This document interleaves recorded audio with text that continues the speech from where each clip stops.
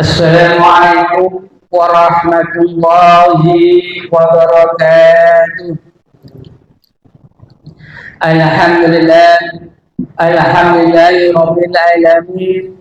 Wassalatu wassalamu ala asrafil anbiya'i wal mursalin sayyidina wa maulana Muhammadin wa ala alihi wa sahbihi ajma'in. Amma ba'du.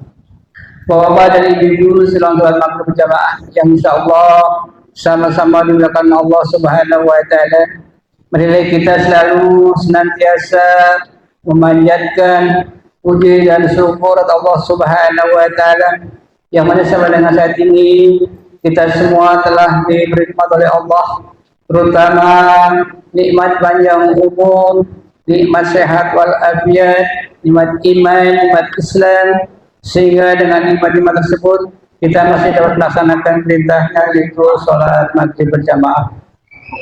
Allahumma sholli ala Sayyidina Muhammad wa ala Sayyidina Muhammad.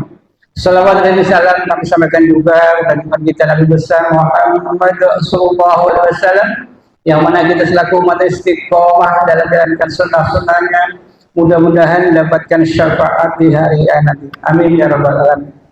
Bapak dan ibu yang sama-sama dimuliakan Allah Subhanahu wa Ta'ala, sebagaimana biasanya tiap hari malam kita adakan taklim. Mudah-mudahan dengan taklim ini dapat meningkatkan keimanan kita kepada Allah Subhanahu wa Ta'ala. Tapi pada malam ini seyogianya pada hari ini akan diisi oleh Ustaz Yusuf Abdul Karim, tapi beliau berhalangan, maka akan digantikan oleh putranya. Tapi sebelumnya mari kita bacakan suratul Fatihah. Kita tunjukkan untuk kedua kita, baik yang masih hidup maupun yang telah menurun kita, dan wabil khusus untuk jamaah taklim Masjid Darul Mutaqin. Mudah-mudahan berbarokah dari Allah Subhanahu wa Ta'ala. Bi barakatil umul Quran al-Fatihah. A'udzu billahi minasyaitonir rajim. Bismillahirrahmanirrahim. Alhamdulillahirabbil alamin arrahmanir rahim maliki yaumiddin. Iyyaka na'budu wa iyyaka nasta'in ihdinas siratal mustaqim. Suratul ladzina an'amta 'alaihim ghairil maghdubi 'alaihim waladdallin. Waktu Isya jam 7 tepat. Ustaz, kasih kesempatan bagi jemaah bertanya. Pada Ustaz.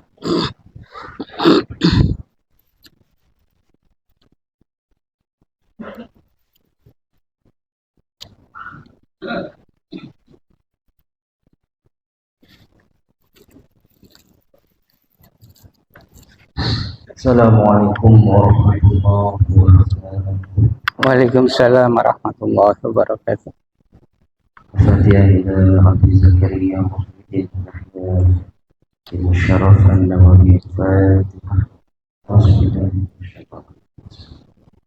Alhamdulillah.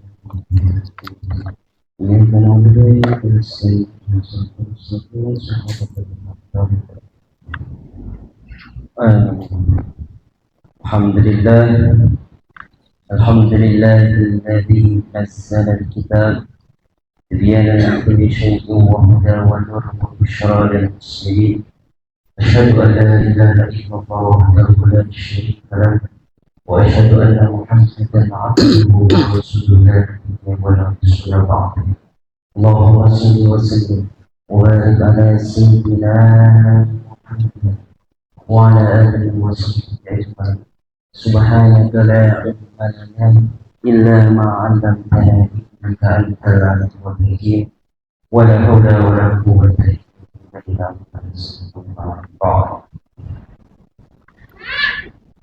Sehat Pak ya? Alhamdulillah. Nikmat paling utama itu sehat lahir batin. Kita bisa berkumpul di tempat yang insya Allah Allah turunkan keberkahan, sehingga melahirkan kehidupan yang berkah. Saya ini bukan jadwalnya, saya ini badal dari abdi saya. Kebetulan beliau berhalangan, jadi awal ke Solo. Jadi yang Ustadz, yang bapak-bapak hadapi ini masih terlalu ganteng ya Pak, masih muda ya. Anak kemarin baru kelar main bola Pak saya. Kebetulan saya sedang melaksanakan studi di kampus UIN Jakarta, mengambil jurusan Dirosat Islamiyah tentang keagamaan. Jadi fokusnya di sana. Abi saya berpesan minggu kosong tolong gantikan. Insya Allah alhamdulillah saya bisa hadir. Jadi kali ini saya ini juga masih banyak belajar ya Pak ya, masih remaja lah, jadi masih banyak yang harus saya tanam juga, yang harus saya bekal untuk saya juga. Jadi malam ini kita bawakan agendanya itu temanya silaturahmi lah ya Pak ya, antara saya dan Bapak sekalian.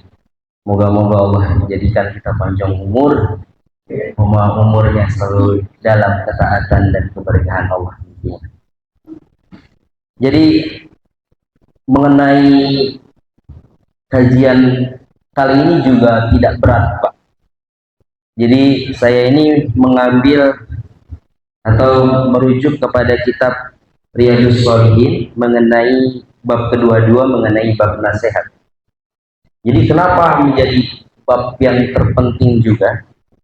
Karena nasihat itu penting. Buku ini merupakan karya Imam Nawawi, Pak. Imam Nawawi yang di Mekah ya, Pak ya. Kalau kita tahunya ada Syekh Nawawi.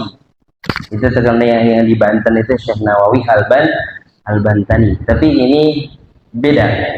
Ini Imam Nawawi. Beliau ini lahir di Damaskus dan meninggalnya di Mekah. Imam Nawawi ini, kata guru saya Pak, yang membuat kitab ini, itu sederhanaannya luar biasa Pak.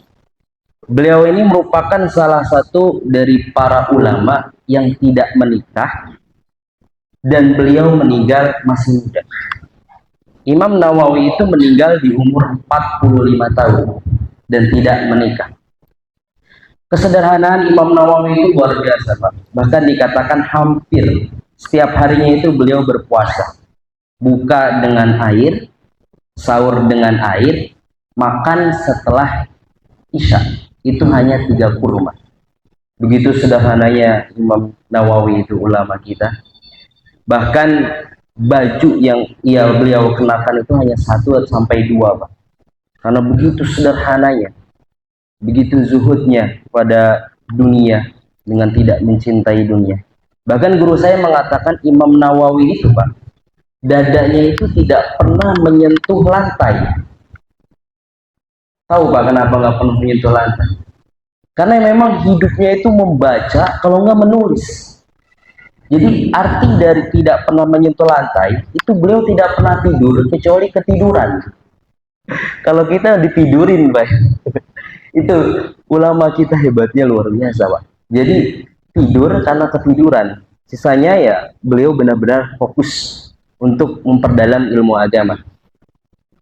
Ada juga pakar filsuf itu Ibnu Rushd, yang mana beliau menerjemahkan atau membawa filsafat yang dibawakan Aristoteles itu dengan pembaharuan filsafat Islam.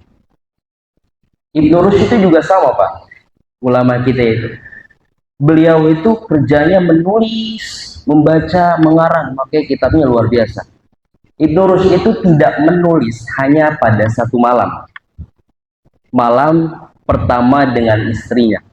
Sisanya full menulis. Itu hebatnya makom-makom ulama kita. Nah, ini merupakan salah satu karya Imam An-Nawawi yang beliau sekarang makamnya ada di Mekah. Jadi mengenai bab nasihat ini ada 3 ayat Quran, lalu juga ada 3 hadis. Jadi mengenai nasihat ini ada 3 ayat Al-Quran, ada 3 hadis Nabi. Bismillahirrahmanirrahim. Qala ta'ala, firman pertama di surat Al-Hujurat ayat 10. Innamal mu'minuna ikhwatun faslihu baina akhwaykum wattaqullaha la'allakum turhamun. Ini mengenai sesungguhnya orang mukmin itu bersaudara. Ayat pertama ini menerangkan bahwasannya kita sebagai umat Muhammad, sebagai hamba Allah, sebagai orang yang mukmin, ikhwah adalah saudara. Ada perbedaan antara ikhwan dengan ikhwat. Ikhwan itu bersaudara tapi non genetik, tidak adanya darah atau tidak ada keterkaitan nasab. Tetapi kalau ikhwah itu ada. Makanya ada di surah Al-Isra itu, innal mubazzirina kanu ikhwanasy syayatin. Jadi kita itu tidak genetik dengan setan, tapi kita bisa meniru setan, atau kita bisa mengideologikan dari cara berpikir dan tingkah laku kita. Maka di dalam Al-Quran itu bahasanya ikhwan, karena tidak ada genetik. Karena siapa yang mau darahnya bersambung dengan setan turunannya? Jadi bahasanya ikhwan. Lalu di sini innamal mu'minuna ikhwatun. Lalu yang di sini ikhwatun artinya bersaudara, bergenetik. Loh, Pak, kita kan beda ya. Tidak sedarah dengan istri ya, Pak. Bapak-bapak dengan istri, atau saya lah dengan bapak sekalian, itu kan tidak sedarah. Tapi kenapa Al-Quran ini membawanya innamal mu'minuna ikhwah, yang mana maksudnya adalah genetik atau saudara. Itulah mengapa Al-Quran seperti itu, karena di sini ada nilai bahwasannya persaudaraan atas dasar iman itu melebihi persaudaraan atas dasar apapun. Hebatnya Islam itu. Jadi nanti di akhir itu dijelaskan, kecintaan kita itu harus sama. Kecintaan pada diri sendiri dan saudara kita selama mukmin atau seiman. Lalu yang kedua itu mengenai masih dengan ayat Al-Quran, wa qala ta'ala ikhbaran an-Nuh sallallahu alaihi wasallam wa an sahalakum. Lalu ada surat Al-A'raf juga, ada surat Al-A'raf ayat 68, uballighukum risalati rabbi wa ana lakum nasihun amin. Jadi ayat ini mengenai perkataan Nabi Nuh dan Nabi Hud alaihissalam. Jadi ayat di sini atau Nabi Nuh dan Nabi Hud di sini itu ingin menjelaskan kita dua poin mengenai pesan apa dan nasihat yang dibawakan. Jadi yang pertama itu tugas Nabi Nuh dan tugas Nabi Hud itu menyampaikan risalah dan memberikan nasihat.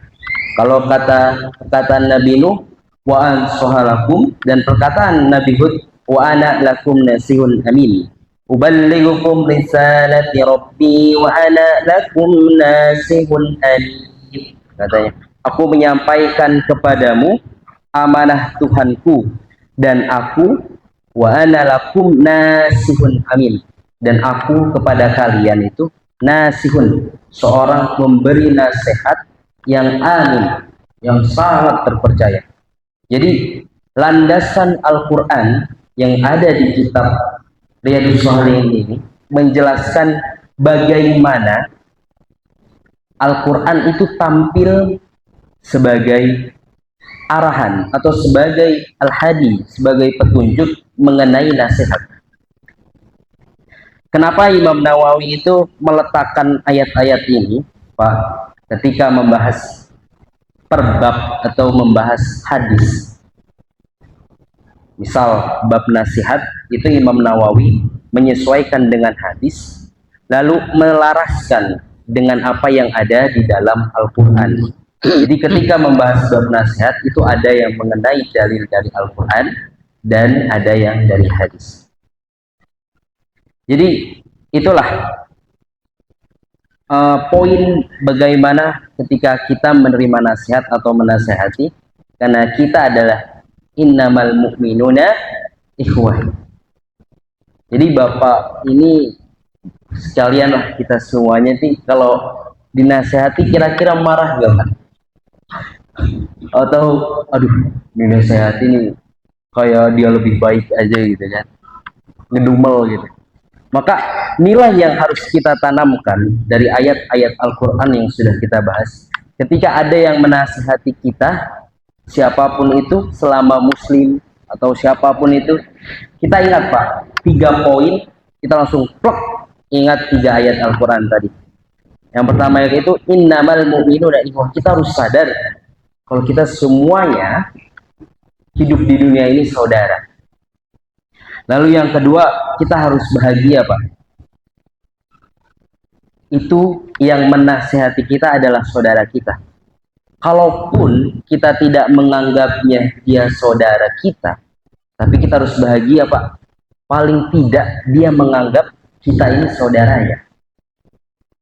Lalu yang ketiga Pak, kalau kita dinasihati seseorang, ingat bahwa Nabi Hud, Nabi Nuh, Nabi Muhammad, bahkan semua Nabi itu menjadi penasehat bagi kaum-kaum. Jadi nggak akan lepas Pak. Bahkan Nabi Muhammad itu innama anta muzakir, kan apa ya bahasanya. Nabi Muhammad itu hanya sebagai pengingat.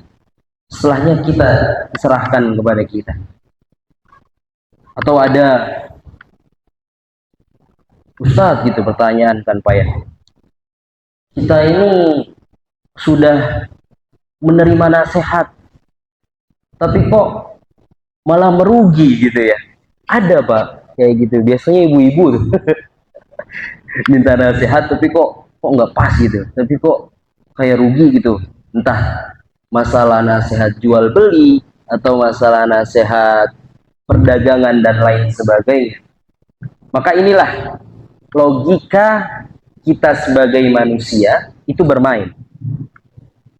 Tidak semua nasihat itu dapat kita terima Pak, mentah-mentah. Jangan Pak. Walaupun memang ada pakar filsafat dari UI Jogja itu namanya Fahrudin Faiz Pak. Itu beliau mengatakan manusia itu memang sudah punya ada ego di dalam diri manusia yang tidak ingin disalahkan. Makanya kecenderungan kita Pak sebagai manusia itu cenderung pengen diterima gitu Pak ya, pengen diakui pendapatnya, ingin diakui perilakunya kalau kita tidak salah. Itu memang sudah ada Pak, ego seperti itu dipelajari. Kita manusia itu memang punya ego yang tidak ingin disalahkan. Maka dari itu Allah menghadirkan agama, Allah mengakhirkan Al-Quran itu menjadi petunjuk agar manusia itu ada batasnya, agar manusia itu ada sekatnya, sehingga apa yang diinginkan baginda Nabi Muhammad Shallallahu Alaihi Wasallam agar kita terus berada di jalur yang benar. Karena di dunia ini Pak, di dalam kitab Riyadhus Shalihin juga di hadis lain itu, dunia itu sijnul mu'min wal jannatul kafir. Dunia itu sijnul mu'min Pak, penjaranya orang-orang mukmin, dan jannah dan menjadi surga bagi orang-orang kafir. Jadi jangan harap Pak, kita orang muslim itu, orang mukmin itu bebas di dunia ini, jangan harap. Semua ada batasan dan agama itu mengatur. Karena kebebasan abadi kita kelak di surga bersama Allah dan Rasulnya. Semoga kita dikumpulkan di sana Pak ya. Amin ya rabbal alamin. Jadi nasihat-nasihat seperti itu jangan sampai kita menerima mentah-mentah. Kita harus pintar dalam memilah. Bahkan di Al-Quran juga itu fas'alu ahla dzikri in kuntum la ta'lamun. Jadi kalau ingin tahu mengenai sesuatu Pak yang tidak kita tahu, fas'alu ahla. Jadi kita harus bertanya kepada memang ahlinya. memang di bidangnya. Sehingga insya Allah hal-hal yang demikian tidak ada kekeliruan mengenai in kuntum la ta'lamun tadi, mengenai apa-apa yang tidak kita ketahui. Jadi kalau misalkan ada seseorang merasa merugi ketika dinasehati, itu teringat kisah Nabi Adam, Pak, ketika di surga itu. Ada surat Al-A'raf itu ayat 20 sampai 21. Wa qala ma nahakuma rabbukuma an hadhihi as-sajarah illa an takuna malakaini aw takuna minal khalidin. Jadi desas-desus iblis itu luar biasa, Bang. Jadi Allah itu memberi nasihat kepada Nabi Adam itu dua ketika ada di surga. Yang pertama-tama, Adam, jangan sampai kamu menjadikan iblis itu teman. Satu. Yang kedua, Adam, jangan mendekati buahul khuldi. Mendekatinya saja dilarang. Bagaimana jika apalagi dimakan gitu. Nah, inilah iblis tampil. Wa qala ma lakuma rabbukuma an hadhihi as-sajarah. Jadi, hai Adam, Adam Hawa gitu. Allah ngelarang kamu ya supaya jangan dekati pohon itu. Iya gitu. Kata iblis, illa an takuna malakaini aw takuna minal khalidin. Sebenarnya Allah itu takut ada pesaingnya. Karena kalau kamu makan itu, kamu itu menjadi malakain. Malakain itu menjadi malaikat atau khalidin, atau menjadi orang yang kekal. Jadi dihasut itu, Bang, Adam dan Hawa itu. Jadi kalau kamu makan, kamu itu jadi malaikat. Ya paling tidak kamu bisa kekal dan hidup selamanya. Jadi memang Pak ya, manusia itu takut mati. Karena memang nenek moyang kita tuh udah takut mati, Pak. Jadi maunya kekal gitu kan. Sedangkan kekal itu hanya satu, yaitu Allah. Tetapi paling penting atau pada akhirnya Nabi Adam itu memakan buah khuldi itu ketika di ayat selanjutnya itu wa qasamahuma inni lakuma minan nasihin. Hai Adam, gitu kata iblis dan Hawa. Hai Adam, Hawa, aku tuh bersumpah.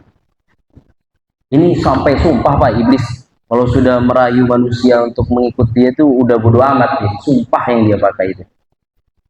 Inilah kuman dan nasin. Aku tuh bagi kalian berdua, Adam Hawa, aku tuh penasehat. Aku tuh senior katanya. Karena udah lama di surga, aku tuh senior, ikutin aja apa kata saya. Apa kata aku tuh nasihat aku, terima aja. Aku paling lama di sini kata iblis. Akhirnya dimakan juga buah khuldi. Fatal benar-benar kita akhirnya ada di dunia. Itulah di sini itu mengajarkan bahwa kita jangan sampai ada nasihat yang salah di dalam hidup kita dan lebih memilah apa yang memang harus kita ambil dan apa yang harus kita sisihkan. Karena semua hal itu tidak diambil serta-merta. Seperti Bapak mencari buah itu tentu Bapak memilah yang paling baik kan Pak ya, yang paling bagus untuk bisa dimakan. Bismillahirrahmanirrahim. Mu'ammal ahadis. Nah ini baru masuk hadisnya Pak ya. Fal awwalu an Abi Ruqayyah Tamim bin Aus Ad-Dari radhiyallahu anhu. Dari Abi Ruqayyah Tamim. Jadi Mas Tamim ini punya anak namanya Ruqayyah. Jadi wa'an Abi Ruqayyah Tamim. Nah, Tamim punya ayah namanya bin Aus Ad-Dari. Tamim teringat Pak, kalau Bapak tahu hadis yang masyhur yang diriwayatkan oleh Tamim Ad-Dari, juga beliau meriwayatkan hadis mengenai Dajjal, kisah Dajjal. Jadi Abi Ruqayyah Tamim ini, beliau ini merupakan, sebelum masuk Islam, beliau itu merupakan penasihat atau pendeta lah ya Pak, pendeta Nasrani. Jadi di dalam hadis lain itu beliau dikisahkan itu, beliau itu bersama 30 orang teman-temannya itu terombang-ambing di lautan mengenai hadis Dajjal ini ya. Selama 30 hari 30 malam Pak, dengan gelapnya, petirnya, sehingga Tamim di sini pun mengatakan dia tidak tahu ada di mana lokasi. Sampai akhirnya ia terdampar di sebuah pulau, lalu ia melihat atau menemukan hewan yang mencekam Pak. Hewannya itu berbulu tebal, sehingga kalau kita lihat itu kita tidak tahu Pak, mana muka, mana dubur. Dubur tahu kan Pak ya? Pantat itu tak nampak itu Pak. Ini yang bedain muka sama pantat tuh mana? Saking tebelnya bulu makhluk ini. Ditanya oleh Tamim, binatang ini, siapa kamu? Binatang ini menjawab, ana Jasasah. Jasasah ternyata nama binatang ini. Jasasah tuh maksudnya mata-mata artinya. Dulu tuh saya kalau di pondok itu Pak, ada namanya jasus gitu kan, mata-mata. Jadi ada peraturan yang dibentuk oleh pengurus. Nah, sebagian dari teman-teman kita yang santri itu ada yang jasus Pak. Jadi mata-mata, jadi ditulis tuh yang melakukan kesalahan. Makanya kalau saya dulu di pondok ada teman itu anta jasus gitu. Udah, kalau dia ketahuan sebagai jasus kita jauhin. Karena kesalahan dikit atau kita pakai bahasa Indonesia di pondok pesantren modern yang memang menerapkan kewajiban dalam berbahasa Inggris sebagai metode sehari-hari, itu nanti kena hukuman. Karena memang binatang ini kerjaannya itu memata-matai untuk memberikan informasi kepada tuannya. Udah, kamu gak usah lama. Coba kamu masuk, kamu sudah ditunggu oleh seseorang yang ada di dalam goa. Maka Tamim bersama para teman-temannya masuk ke goa. Kagetnya luar biasa Pak. Lebih mencekam dari binatang tadi. Beliau melihat seorang laki-laki di lantai dengan badan yang besar, lalu rambut yang keriting gitu, ciri-ciri Dajjal. Lalu jidatnya tertulis kafaro gitu. Apa Pak bacanya? Kafaro, kafir. Gitu. Jadi ada komunikasi antara Tamim Ad-Dari ini sebelum Tamim ini masuk Islam Pak ya. Ditanyalah di sana oleh Dajjal. Pertanyaan pertama itu, bagaimana keadaan Danau Tiberias yang ada di Israel kalau sekarang kita temui itu? Kata Tamim, wah, airnya sejuk, airnya masih banyak ya, masih segar. Lalu Dajjal ini bertanya yang kedua, pertanyaannya, bagaimana kondisi atau bagaimana keadaan kurma baisan itu ada di Palestina? Kami menjawab, wah, itu menjadi tempat favorit atau menjadi bahan makanan penduduk sana karena memang panennya terus lancar gitu, buahnya juga bagus. Lalu Dajjal bertanya lagi yang ketiga Pak, apakah sudah hadir Nabi yang ummi? Nah, Tamim di situ langsung, iya, sudah ada di Mekah gitu. Lalu Dajjal ini bertanya, apakah ia dimusuhi? Ya, dia dimusuhi bahkan hampir seluruh kota Mekah. Kata Dajjal, sesungguhnya orang yang mengikuti Nabi itu sungguh dia akan bahagia, dan bagi yang tidak mengikuti sungguh dia sangat merugi. Jadi setelah sekian lama akhirnya Tamim pulang, dan akhirnya inilah salah satu di mana akhirnya Tamim Ad-Dari ini masuk Islam, Pak. Jadi ketika semasa Rasulullah, beliau ini masuk Islam.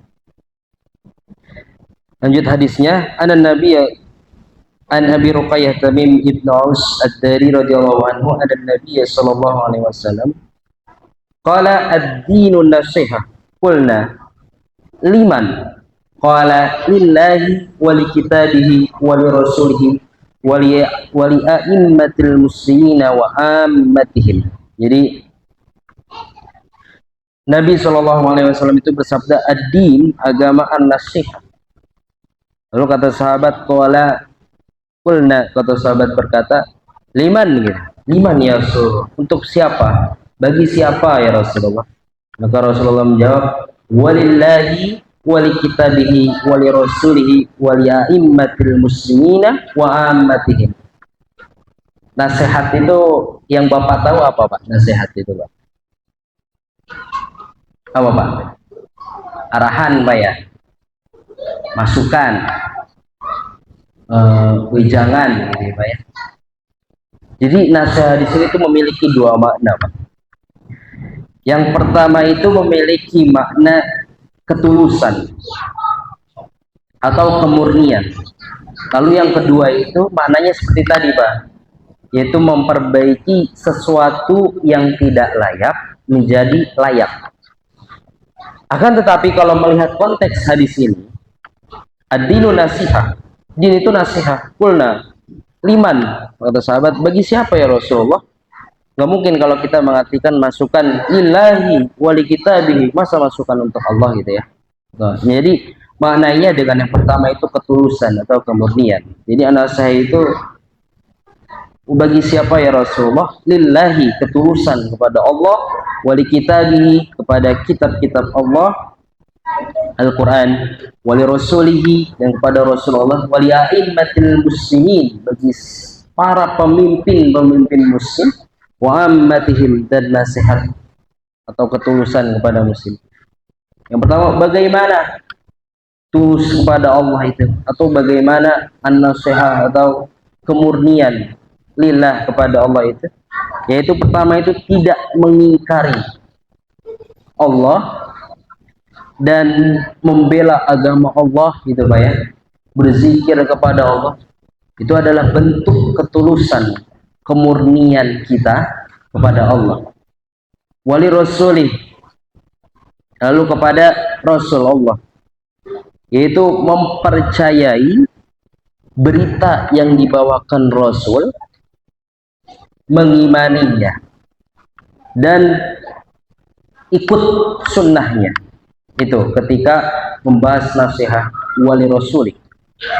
Lalu ada wali a'immatil muslimin, dan kepada pemimpin muslim.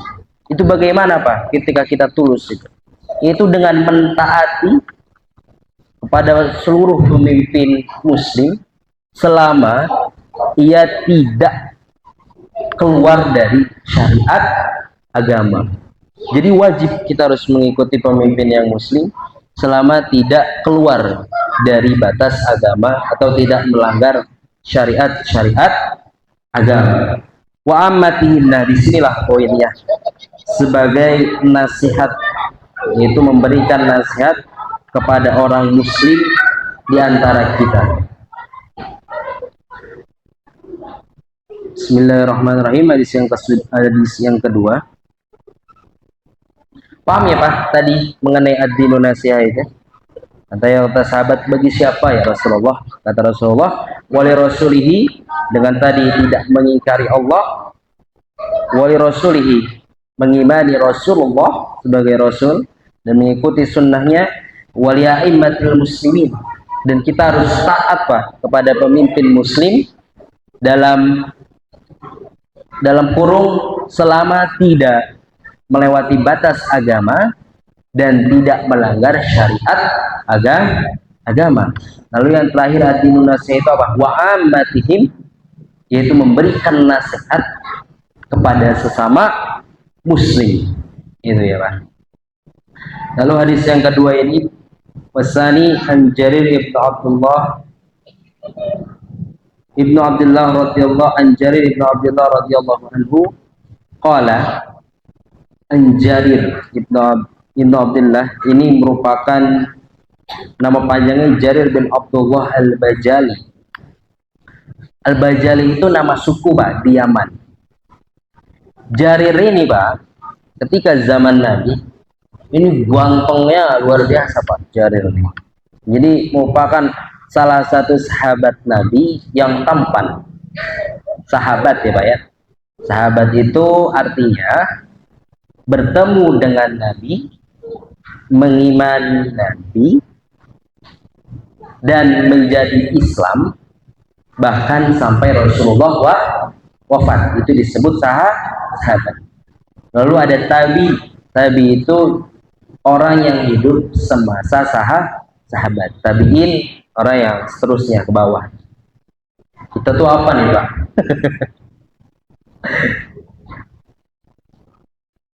Jauh kita Pak.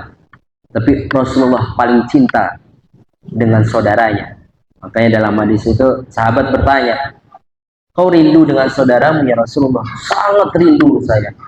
Lalu kami apa Rasulullah? Sahabat bertanya, kalian sahabat.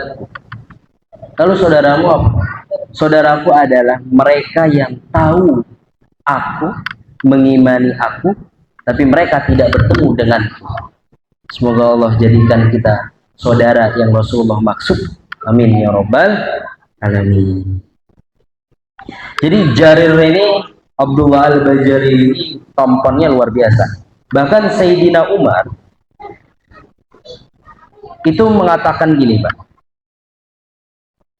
Jarir ini ketika Rasulullah ini hebatnya Rasulullah Pak, kalau ada orang Kristen atau orang yang non muslim, dia tokoh atau dia merupakan seorang yang dipandang di dalam masyarakatnya, lalu dia masuk muslim, Rasulullah itu tidak menghilangkan penokohannya.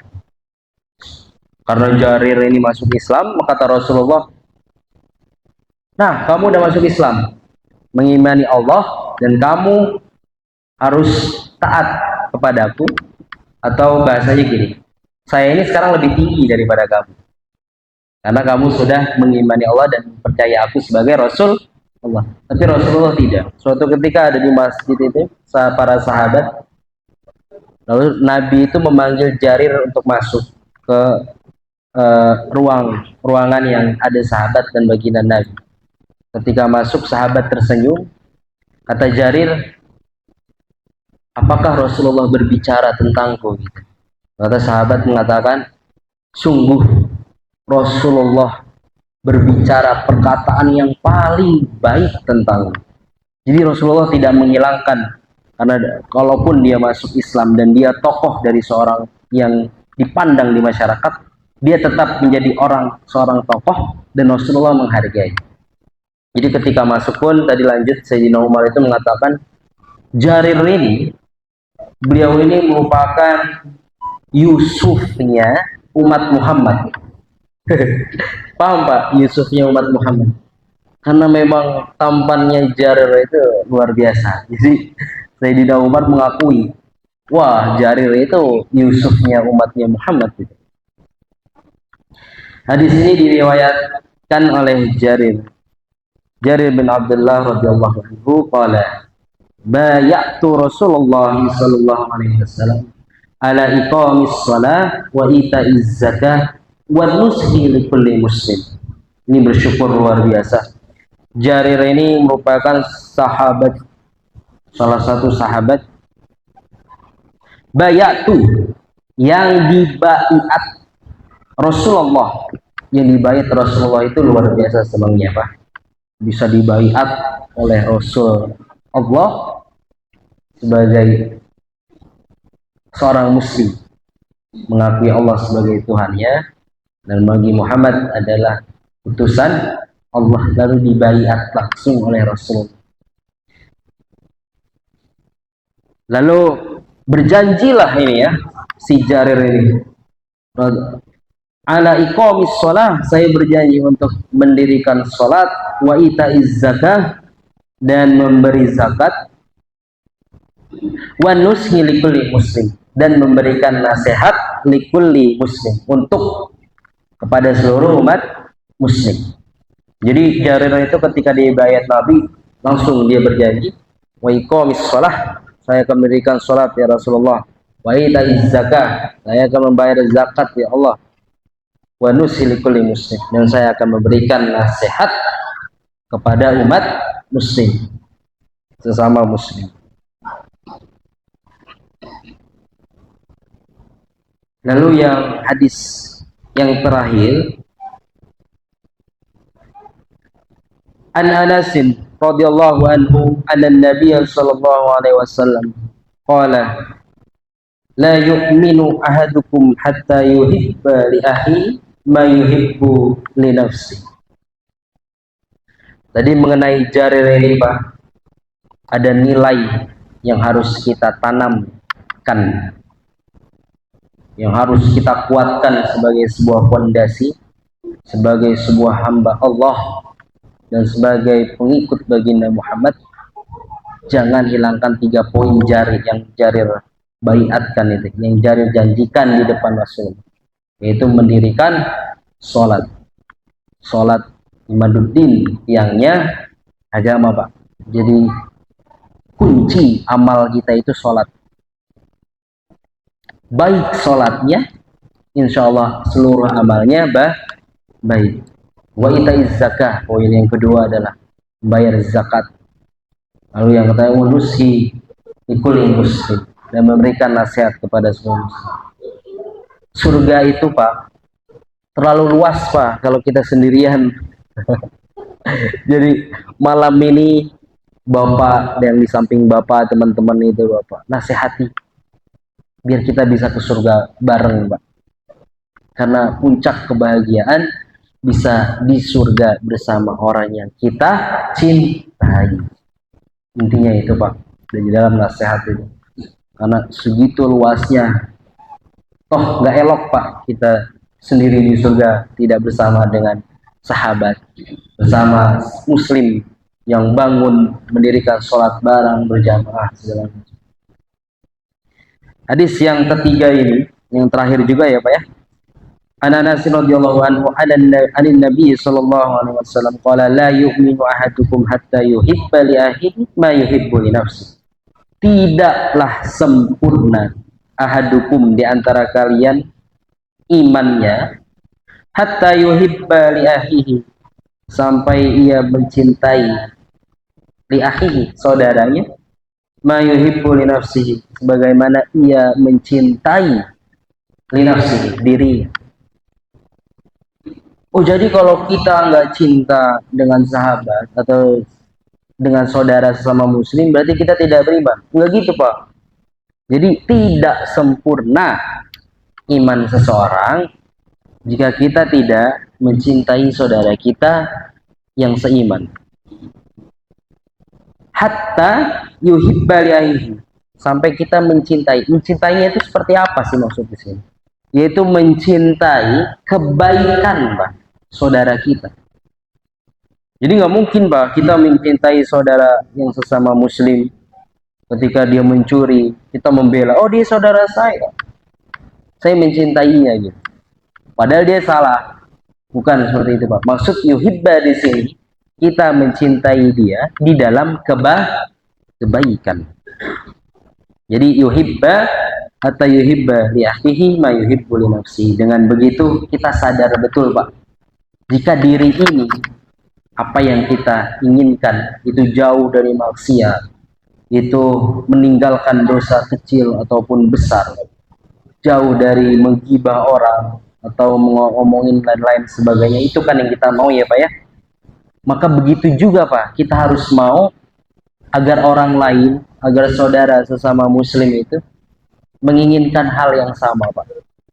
Jadi inti dari hadis ini itu, nasihati orang itu atas dasar keinginan apa yang kita inginkan, yaitu dengan ketakwaan kepada Allah dan menjauhi segala larangan-larangan. Yang terakhir Pak, jadi di dalam menasihati juga Pak, itu ada adabnya Pak. Yang pertama itu an-nasihat fin nasihat, yaitu tulus memberi nasihat. Jadi Pak, kita semua ya Pak ya, kalau menasihati orang jangan Pak sampai ada di benak kita itu kita lebih baik dari dia Pak. Jangan sampai. Itu karena ketulusan atau adab kita di dalam menasehati. Akhlak, adab itu berbeda Pak. Akhlak, adab itu beda. Ada yang tahu Pak perbedaan akhlak dengan adab? Guru saya itu mengatakan Pak, akhlak adab itu berbeda. Akhlak itu contoh, ketika kita memberikan uang sedekah kepada orang lain, itu akhlak. Tetapi ngasihnya dilempar, itu adab. Maka akhlak dan adab itu tidak dapat dipisahkan. Pakai akhlak dan adabnya. Jadi akhlak baik, memang bagus memberi sedekah. Tetapi ketika dilempar hilang adabnya. Maka akhlak dan adab tidak bisa dipisahkan. Lalu yang kedua berlemah lembut. Dalam Al-Quran itu, idhaba ila fir'auna innahu tagha faqula lahu qawlan layyinan la'allahu yatazakkaru aw yakhsha. Pergilah kamu berdua, kata Allah itu, kepada Musa dan siapa Pak? Harun, kepada Fir'aun. Innahu tagha, sungguh Fir'aun itu sudah melampaui batas. Faqula lahu qawlan layyinah, maka berkatalah kepada Fir'aun layyinah, perkataan yang lemah lembut. Lemah lembut aja masih begitu Fir'aun Pak ya. Gimana kalau kita kasar ngomongnya? Makanya penting juga di dalam menasehati dengan cara lemah lembut. Lalu yang ketiga itu lihat situasi dan kondisi. Jadi jangan sampai misal kita kumpul keluarga, kita nasihati teman kita kan tidak pantas. Nanti sakit hatinya, orang lain mendengar dan lain sebagainya. Lalu yang terakhir menasehati di tempat yang sepi Pak kalau bisa.